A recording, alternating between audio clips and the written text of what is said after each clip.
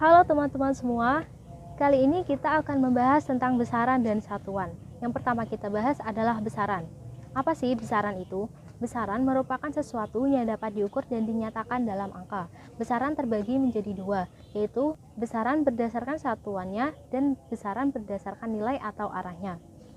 Yang pertama kita bahas yaitu besaran berdasarkan satuannya. Besaran berdasarkan satuannya dibagi menjadi dua, yaitu besaran pokok dan besaran turunan. Apa sih besaran pokok itu? Besaran pokok adalah besaran yang tidak tersusun oleh besaran lain dengan satuan tertentu.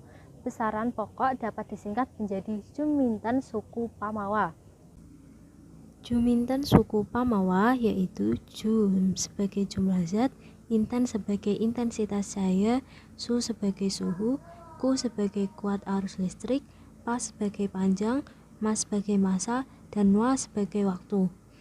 Perhatikan tabel berikut. Salah satu contoh besaran pokok yaitu besaran pokok panjang.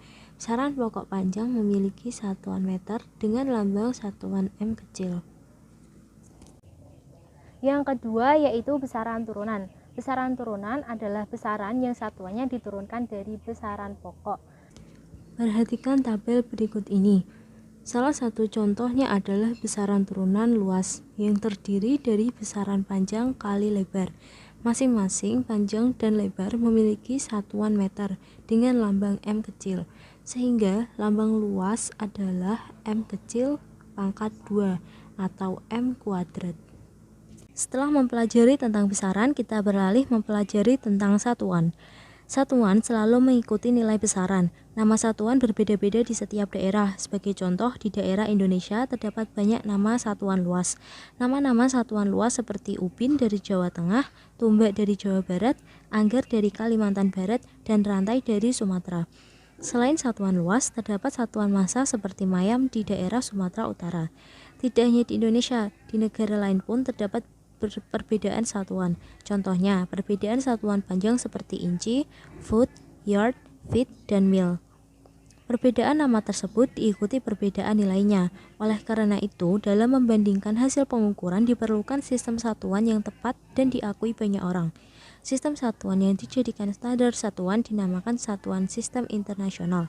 Berbagai macam standar satuan dijelaskan sebagai berikut. A. Standar satuan massa. Standar satuan massa adalah kilogram. 1 kilogram dinyatakan sebagai massa sebuah silinder platina iridium yang tersimpan di Lembaga Berat dan Ukuran Internasional di kota Sevres, Prancis. B. Standar satuan panjang. Standar satuan panjang adalah meter. 1 meter dinyatakan sebagai jarak yang ditempuh cahaya dalam vakum pada selang waktu 1/299.792.458 sekon.